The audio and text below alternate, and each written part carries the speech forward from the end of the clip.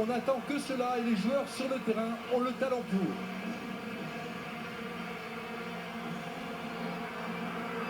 En tout cas, la surprise agréable, le stade est magnifique et la pelouse est vraiment excellente. C'est vrai que les infrastructures ici sont remarquables. On peut comparer ce stade du Cap un petit peu au Stade de France. Les joueurs de l'équipe de France ne seront pas vraiment perdus, vous le voyez. C'est vraiment un stade qui ressemble énormément à l'enceinte de Saint-Denis, si ce n'est qu'elle est dans un cadre géographique à 10 000 km de là, dans un lieu absolument magique, magnifique, adossé à Topple Mountain. Alors qu'évidemment les deux équipes, pour le protocole, se mettent en rang devant la tribune officielle et que dans quelques secondes vont avoir lieu les deux hymnes, en commençant bien sûr par l'hymne de l'Uruguay. À l'heure actuelle, il est quasiment 15h30 à Montevideo, la capitale uruguayenne.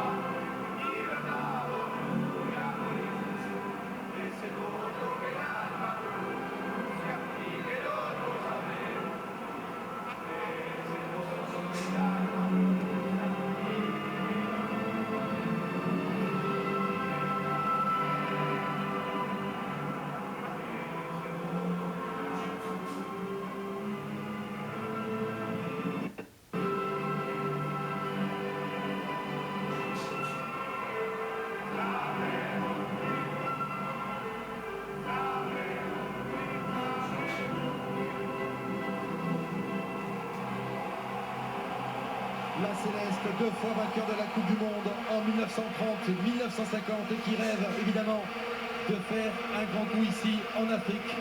Dans quelques secondes, la Marseillaise en l'honneur de l'équipe de France.